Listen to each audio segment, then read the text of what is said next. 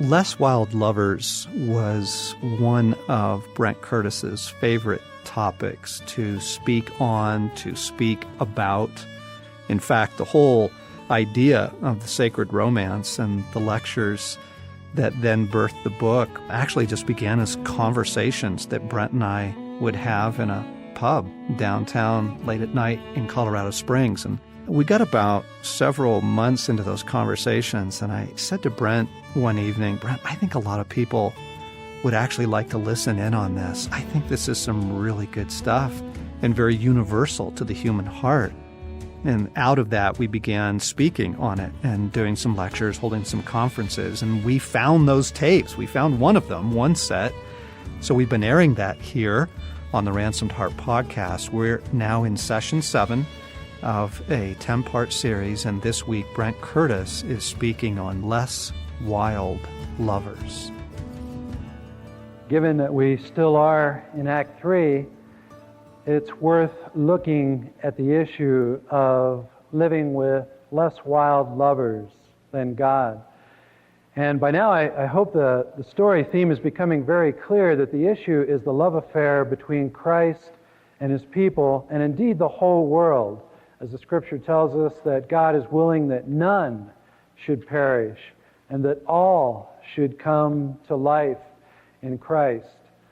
And yet, because we do live under the hail of life's arrows, and because we do live under the interpretation of those arrows by the evil one, the enemy of our souls, we tend to forget the story. In the time of our innocence, when we were young, Luke's age, John talked about his son Luke, a real character. And I use innocence not to mean sinlessness, but just before our experience with the arrows crystallized into a way of life, which is the false self. In our innocence, we trusted in good because we hadn't yet been overcome by evil. Like, think of the little girl who runs joyfully to her mother and father with crayon scrawl and says, "Look, Mommy and Daddy, I drew you." There is no thought in her mind of, I wonder if my portrait is done well enough for Mom and Dad's acceptance. It is just given with joy and given with pleasure, right? Or the little boy who comes to the supper table and his face is still full of the day's adventure down at the creek that runs behind his house where he's fighting dragons with his wooden sword, and his only props other than that are a broken cap gun that hasn't worked for years. And already he's planning the next day's campaign against the bad guys, and you can see it on his face. My younger son often has that look. He just turned 8 not long ago. Most of us remember the time of our innocence as a haunting. It calls to us unexpectedly in the words and melody of certain songs, which in the words of a friend have become the soundtrack of our lives. No matter how old we get, that music is always the music that speaks to us. The music that my younger sons think is so stupid and pathetic already at their sophisticated ages. Sometimes it comes to us in the smile of a friend or the laughter of our children or their tears. Sometimes it comes in the calling to mind of a mischievous face that still believed in joy, the smell of a perfume, the reading of a story, or the reading of a poem. However it comes, the haunting inside of us, the haunting that comes out of that desire for things that we really hoped life would be all about as kids, often brings with it a poignancy of ache, doesn't it? The sense that we stood at a crossroads somewhere in our past and chose a turning that left some shining part of ourselves, maybe the best part, behind. Left it behind with the passion of a youthful love or the calling of a heart vocation that we didn't pursue, or simply in the sigh of coming to terms with everyday requirements of life. Whenever I hear the old Frankie Avalon song, Venus, my soundtrack, I see the blue eyes and dark hair of my first teenage love, Kathleen McMurray. She was a goddess who just happened to attend Immaculate Heart of Mary Academy in northern Idaho, where I was also enrolled as less than a god. I would see her coming down the hallway and just be speechless. My 12-year-old and I had a great talk about this week. He has his Kathleen in his 6th grade class, girl by the name of Becky. And I said, well, what do you like about Becky, Drew? And she said, well, she's got these eyes that you can see from all over the room. I don't know, Dad. It's something about them. She used to be just my friend, and I could talk to her real easy. But all of a sudden, I started liking her. And now everything I say sounds real stupid when I say it. I thought, welcome to the years of torture called romance. But I remember standing under the mistletoe with Kathleen one Christmas, and when I was a sophomore, we got kind of shoved there by some friends, quote unquote, that knew I liked her, and I was too shy to kiss her, and I have regretted that ever since. I called her a few months ago, in fact. Hadn't spoken to her in all those years. She's now getting ready to be a grandmother. I don't know how she could dare do that on me. Very pleasant, warm conversation. But the haunted memory of her is gone. Our family moved not longer after that mistletoe incident, and I thought back then that I had kind of lost the romance when I lost Kathleen. I'd never heard C.S. Lewis's words that would have been so helpful back at that time, those teenage years. Lewis says this, the romance we're looking for is not in the people or places. It only comes through them. And what comes through them is longing. They're not the thing itself. They're only the scent of a flower we've not found, the echo of a tune we've never heard, news from a country we've never visited. Do you begin to feel the whole thing of desire that begins with romantic love of a young boy, but somehow goes much deeper and further than that? Only most of us never know that. All of us have points of contact, those geographies where the transcendence of the romance seared our hearts, whether it was your Kathleen or your John, or a place that was kind of the Camelot of your growing up years. For some of us, it's the fragrance of lilacs from our old neighborhood brings that back. And from others, the salt air and seagrass where our families vacation by the shore, and those special times and special friends. For some, it's the sound of angry voices, again, through our parents' bedroom wall, or the memory of trying to win our father's attention from the evening newspaper. Whatever our memories are, these things are captured in our hearts and return to haunt us whenever we go back to their heart locale. At the end of the movie, a river runs through it, which is the story of two young boys, true story, whose father was a Presbyterian minister in Montana, went where their house was this summer in Missoula, and visited the church where Norman McLean's father preached. But they found the romance in this connection with their father and fly fishing, and just the beauty and the grace of that. And the older son, Norman, is standing in the river that they fished in as a young boy towards the end of his life. All of his family has died, and he's remembering back to all that was there. And he says this, now nearly all those I loved and did not understand in my youth are dead, even Jessie, my wife. But I still reach out to them when I am alone in the half-light of the canyon. All existence seems to fade to a being with my soul and memories, and the sounds of the Big Blackfoot River, and a 4-count rhythm, and a hope that a trout will rise. I am haunted by waters. Does this haunting within us all, when we're carried to those places, whatever they may be for each of us, have anything to do with the spiritual life or with God? There is a depth of longing within each of us, as John has been saying, that is the desire for nothing less than the deepest kind of intimacy that we can fantasize about in our best fantasies. There's a scene in Paradise Lost where Adam, before the fall, is talking to Raphael, the angel that has come down to kind of check and see how he's doing. And Adam basically is saying, gosh, Raphael, Eve and I have just been together in all the sense of that word. What do you have in heaven to compare with that? And Raphael blushes somewhat in Milton's description and says, well, physical love is good enough for you now, Adam. We in heaven have something far deeper which is not time for you to know about. Wow, I wonder what that could be. We have the desire not only to see beauty, but be merged with it. You know, in all the Mafia, the Godfather movies, there's the guy living in the small story of organized crime, but he's got enough money to buy himself what? A beautiful woman to drape on one arm, maybe on both arms. A beautiful house by the sea with beautiful gardens, a beautiful view. His attempt to merge himself with beauty in the only way he knows how. We have a desire in us to be caught up in a grand adventure that has meaning, like the Confederate soldier I mentioned last night. So many kinds of religious instruction ask us to live the spiritual life by either killing or ignoring the depth of desire that God has placed within us. God has placed within each of us a heart-shaped vacuum, said Blaise Pascal, and the depth of desire in our hearts as human beings is the very dwelling place that God has created for Himself.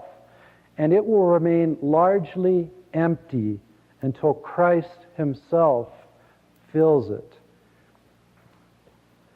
Holding our hearts in partial emptiness, though, for whatever God might choose to fill it with, is an idea almost lost from our religious teaching. Most of us have learned to handle the desire of our hearts with smaller and more possible romances that this life does seem to offer.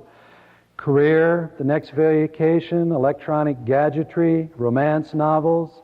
Some of us indulge in endless nostalgia about the good old days, which we convince ourselves really did meet our heart's desire. Remember Ashley in Gone with the Wind? Kind of the southern gentleman that Scarlett was trying to convince herself she loved because there was something transcendent about him.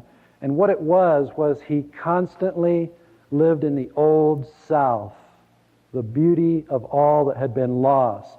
And he was totally unavailable for the present. But by the time Scarlett figured that out, it was too late. Or there's some of us try to forget the past and jam the future all into the present, like the adrenaline jockeys on the Mountain Dew commercials. Been there, done that. One time or another, though, most of us forget the haunting altogether, or we try to, because it just threatens to cripple us for the things of everyday life that we feel like need to be done. Not long ago, a good friend of mine was here from New Jersey. He's a pastor back there. And he had been out on vacation a week when we were talking. He'd been out to California on the coast. He said, for the first time in my life, standing on the coast of California, I knew that the beauty all around me was more than just nature. I knew it was God wooing my heart. And by the time he came to me in Colorado to go up in the mountains and hang out for a few days, he was just saying, and he's saying this with tears, I am so in touch again with the depth of my heart that I forget about in everyday life. It just doesn't seem like I can hold on to it and do what I need to do, being a pastor and a father and a husband and all the things that go with it. And he has a poem on his office wall, one of Robert Frost's poems. And he said, I hang it there because it reminds me that I so often live without this part of myself that's been lost. Robert Frost's poem goes like this. Nature's first green is gold, her hardest hue to hold. Her early leaf's a flower, but only so an hour. Then leaf subsides to leaf, so Eden sank to grief. So dawn goes down to day, so nothing gold can stay. For so many of us, that just describes so well what we feel has happened to that shining something, the shimmering self that Buechner has talked about. We all, to some extent, take that and something that wanted to connect as children, even in the midst of all the confusing things going on in the adult world, that something that later swirled in our hearts when our particular Kathleen was around, amidst all the confusion of sexual passion and our longing for heart intimacy and how to handle that as a teenager. We take it and we push it through the loneliness and the ache and the turmoil of life, through various stages of disconnection and hardness to another abiding place, a kind of resignation. Something inside of us says, this is the way it is, like John on the curb so long ago as a young boy. I'd better learn to deal with it. And thinking that Act 3, Scene 2, the fall, will go on forever, we lose heart. Resignation is not just the sigh that groans with something gone wrong. That can be redemptive if it doesn't let go of the haunting we've all experienced in our hearts. It's when the loss feels final and that we give up on the romance, that we really into the place that Don Henley is talking about, the thing where it feels like all the fairy tales that we ever believed in have been poisoned and stolen from us, starting with the loss of family, going on to the loss of ideals and country and even the small-town values we used to hold dear. Like Fantine in Les Miserables, the remembrance that we once had dreams that life would be so much fuller and so much more alive than it has turned out to be. Resignation is the acceptance of all of that loss as final. Even the way John, sitting on the curb so long ago, finally accepted it. Remember his sentence? That's okay. I don't need anyone. Resignation is the place where we make vows based on the denial of desire. And John's words, I don't need anyone, soon enough become, I won't need anyone. Much of what we call our personality is often a lifestyle based on the vows we make to never be vulnerable to desire again in the way that caused us so much pain. And like Don Henley, we decide that life is wherever we find it, romantic love, financial or career success, respected position in our church or our community, just losing ourselves in the endless sources of entertainment and escape that our culture offers us in abundance. Some of us were well into life by resignation already when God tracked us down and invited us into thirsting deeply again, embraced by His unconditional love. Remember your first love days? Think back on that. I was about 24, kind of a hippie back then, and had just come to know Christ through a prayer of my heart, kind of, God, if you're up there, show me, because I am lost. Began to read the Bible on my own. God brought a friend in my life who had become a Christian, whatever that meant. But just everything was so alive, and the thought, good, the romance is out on the road ahead of me again. I thought it was lost. I thought it was gone when I left college with no sweetheart, no vocation. But it is. It's out there again. And remember how you just kind of jumped into all the stuff with enthusiasm back then? I was part of a Bible study in Camden, a bunch of black and white believers that just loved God very much. And the leader, a black friend named Barry Roberts, decided that we should go out witnessing on the streets of Camden, 2 by 2, which, if you know Camden, is a very dangerous story. And I remember going out with just a very attractive young black college girl like myself, same age, just become a new Christian, and the two of us walking around the streets of Camden, and I'm thinking, I know we will be killed in a drive-by shooting. Once anyone sees, a black male, a white female, when there was so much racial strife and hatred going on back then. But we would go and talk to people about Christ, and amazingly, people would cry, people would talk about they had given up on their faith and renew their hearts to Christ, and it was a wonderful time. Remember those times in your own journey? And then that kind of turned into the days of business and activity where you just took on anything that the church wanted you to do. It became all things for all people. One summer, still with my long hair and all that, and I had a motorcycle, but I took up the job of driving the bus to pick up the VBS 6-year-olds for summer vacation Bible school. And I had a big Fu Manchu back then, and these little boys and girls decided that I was Mr. Mooney.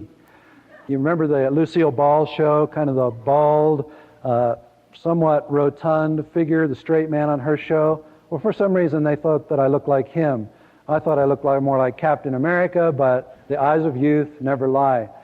Anyway, Awana, Boys Brigade, teaching the college and career class, going overseas in the summer, just on the mission field. Remember just all those days when you did all that, and it just felt like life was full? And then a certain restlessness started to creep in again. Maybe a certain emptiness, a certain something that you thought you had left behind. Anybody ever struck by that somewhere on your spiritual journey? Not understanding that this is God Himself speaking to us once again through our desire, and frustrated by once again this outbreak of dissatisfaction in our hearts, this thing we thought we'd left behind. Many of us try to silence the voice by redoubling our religious activity.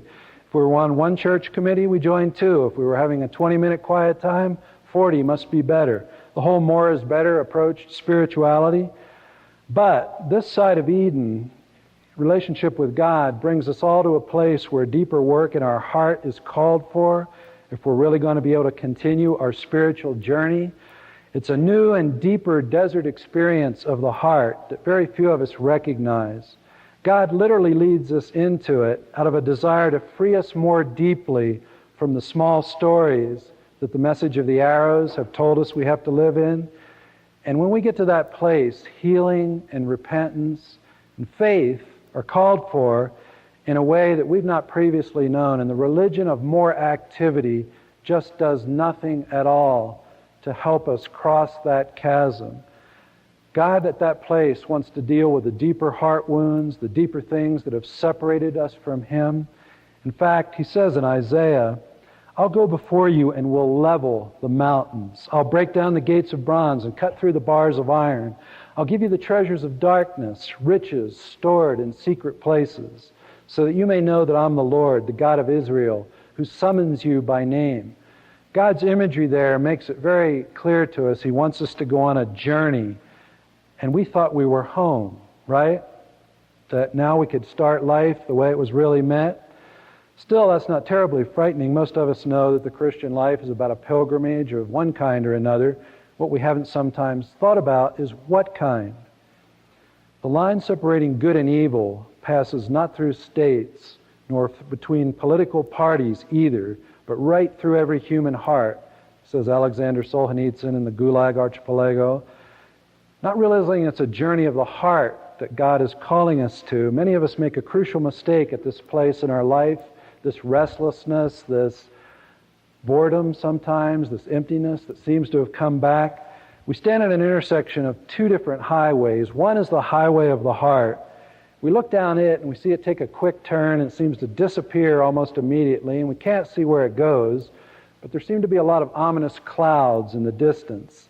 And it's terrain very few people in our lives have ever shown much interest in going with us on, much less volunteering to actually take the journey. And standing still long enough to look down that road of the heart and of things going on inside makes us aware that it may involve dealing with forgotten disappointment and old wounds that have never healed. A sense that we have to go back and address some of the wounds caused by the arrows. There's a great film out now, except that it has a lot of profanity in it, but it's still a great film, called Good Will Hunting. It's about the story of a young boy who just lives in this blue-collar neighborhood in Boston and works as a janitor at MIT, but he's brilliant. One day the professor puts up an equation on the board nobody can solve, and he just does it while he's sweeping the floor.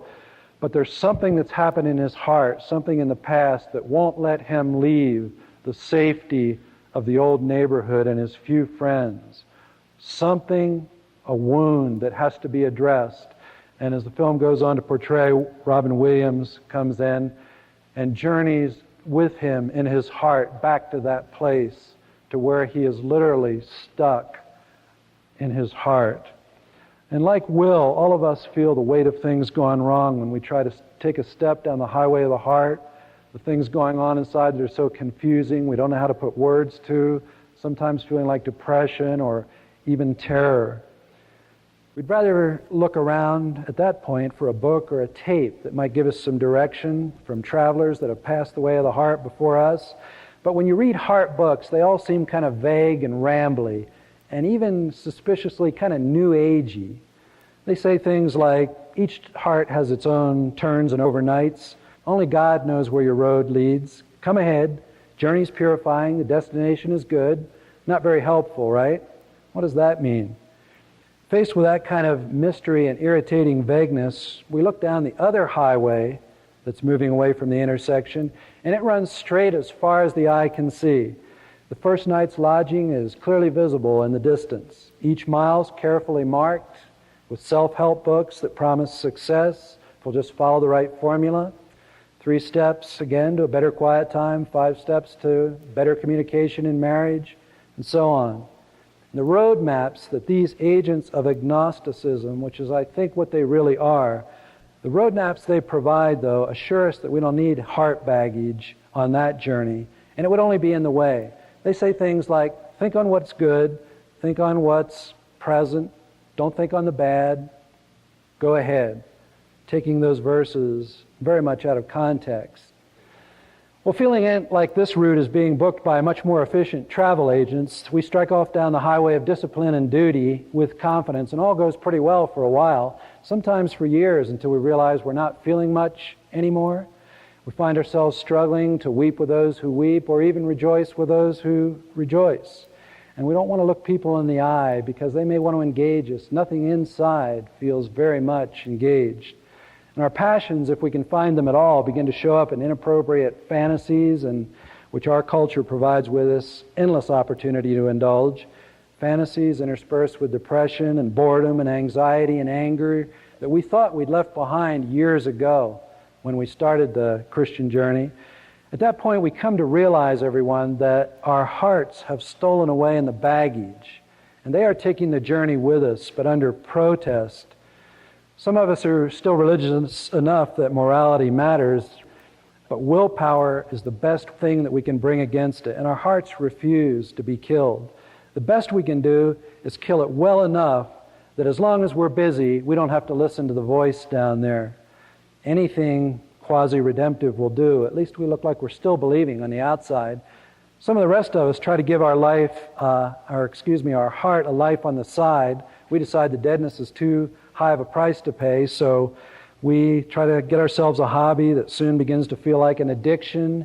But nonetheless, either way, heart deadness or heart separation, our spiritual journey comes to a grinding halt because our hearts will no longer go with us. 2 roads diverged in a yellow wood, says Robert Frost in his perhaps best-known poem.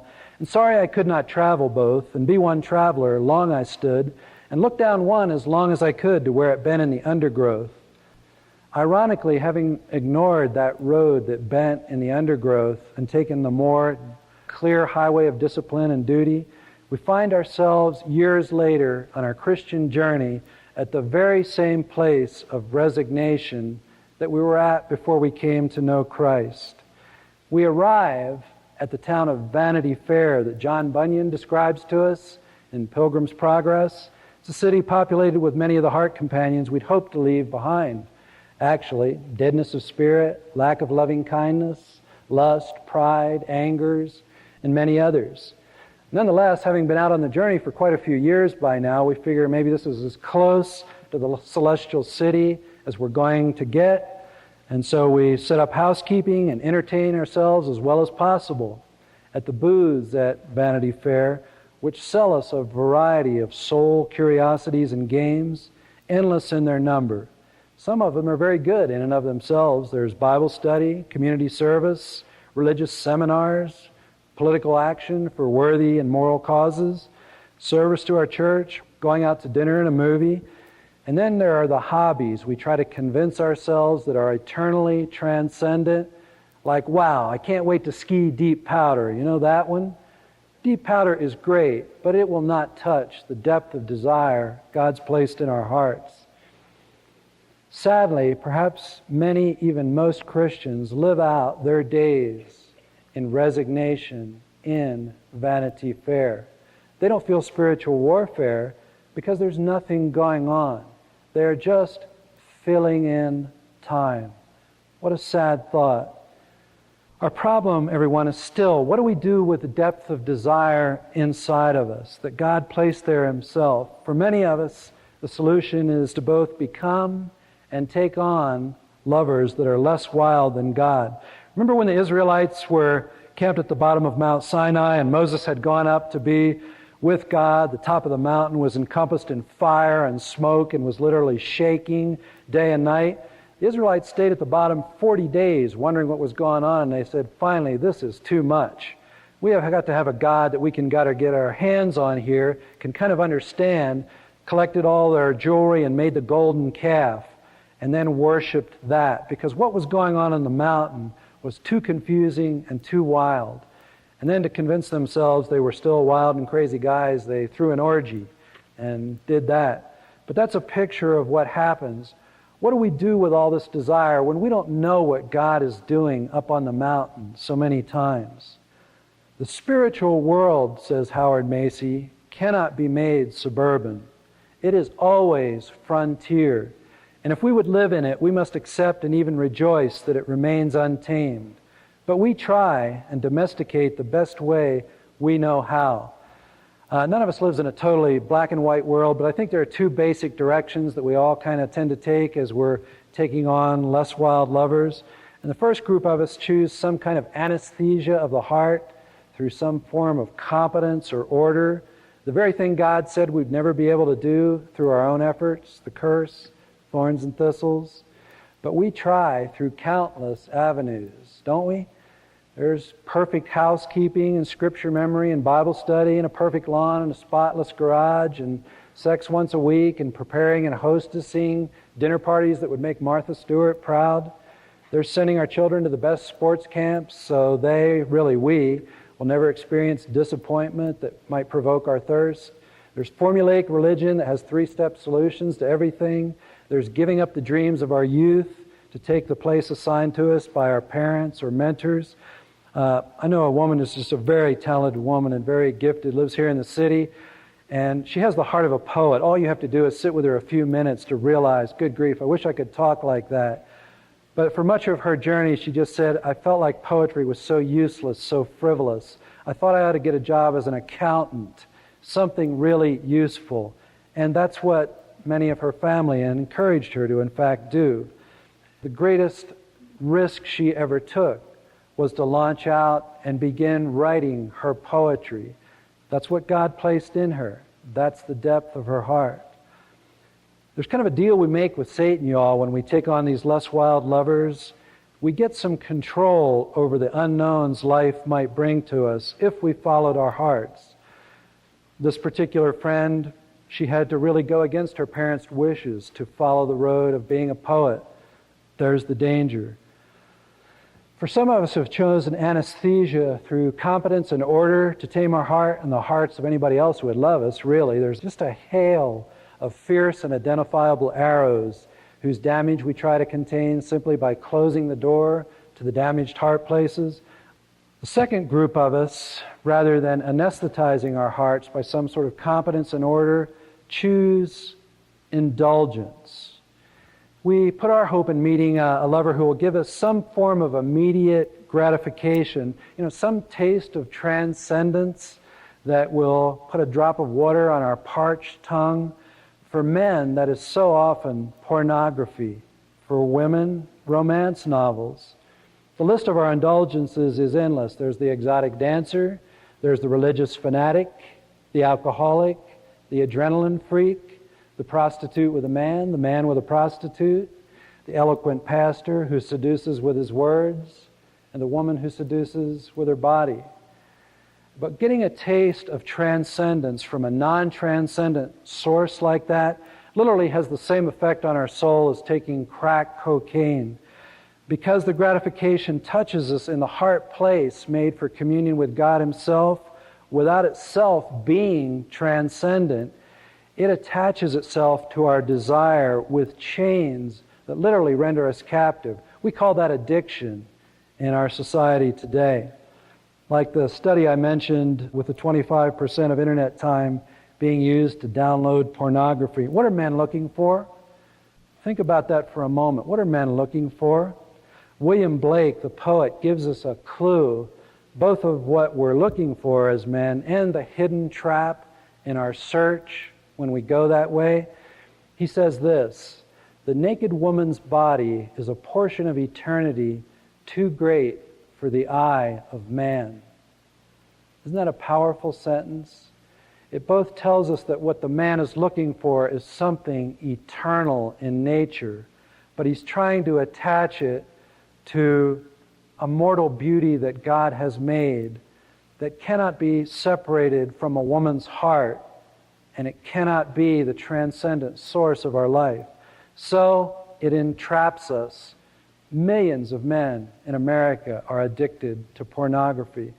It is just one of the most powerful things in front of us that Satan uses to render us captive. When we try to satisfy the thirst of our heart, everyone, with those water that is less than eternal, it literally overpowers our will, doesn't it? Jonathan Edwards said it becomes like a viper hissing and spitting at God and at us if we try to restrain it. That's how powerful the longings of our heart are. We call that condition addiction.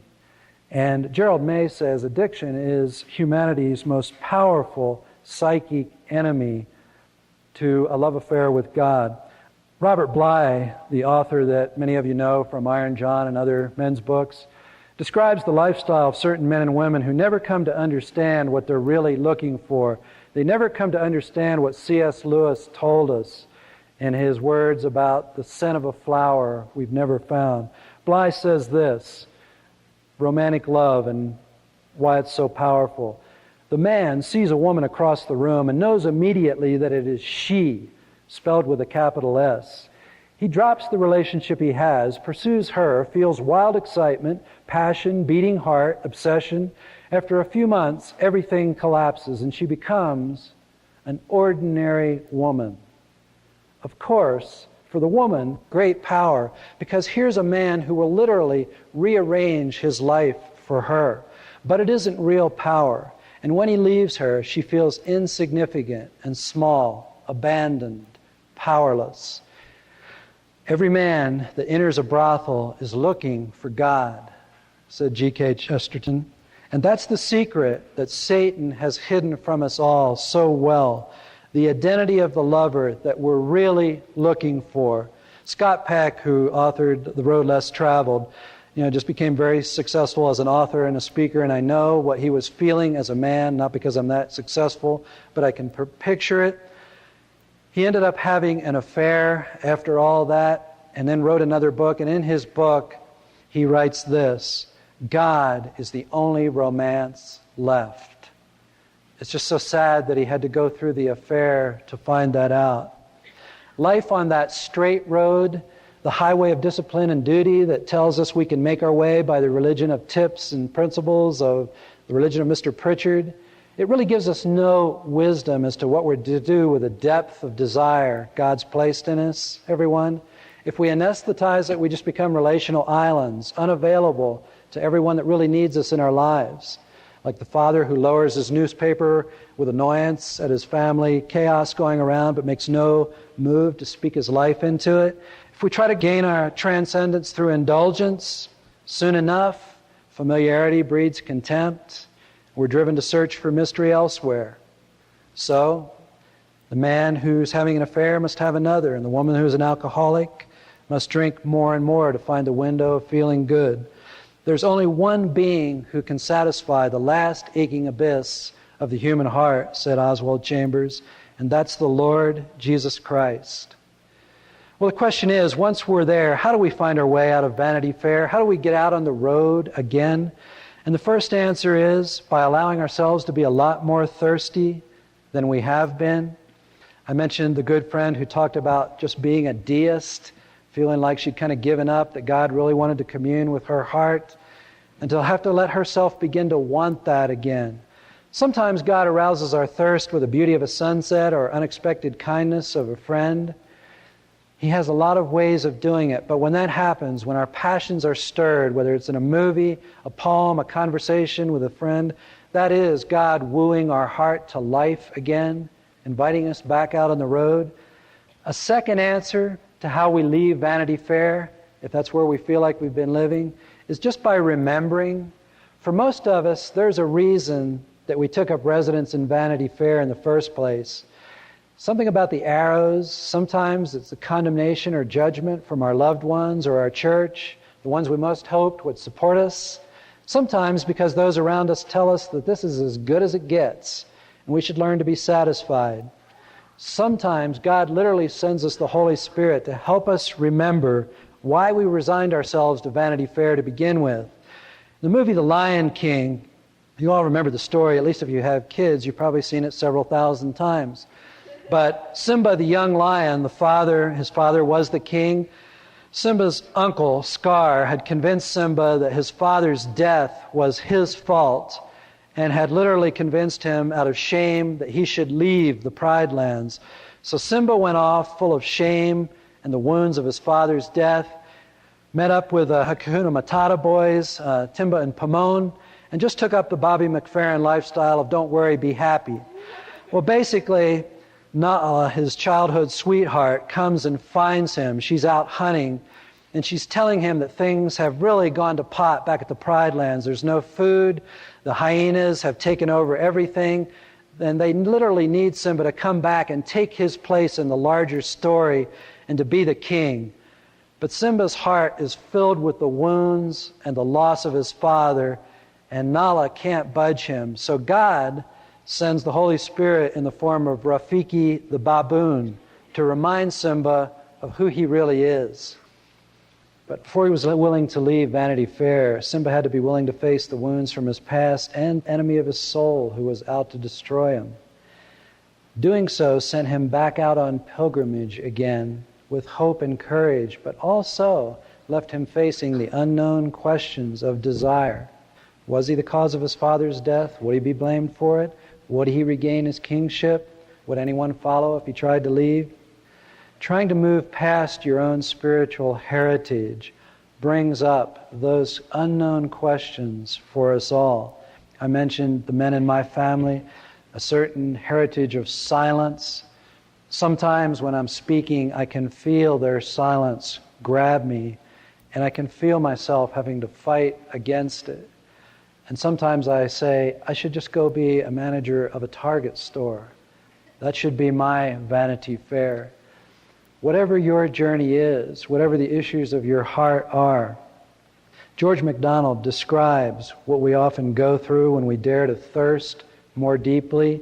He says this: it's hard for us to rouse our spirits up. It's the human creative agony, though but to hold the heart an empty cup, or tighten on the team the rigid rein, many would rather lie among the slain than creep through narrow ways, the light to gain, then wake the will and be born bitterly.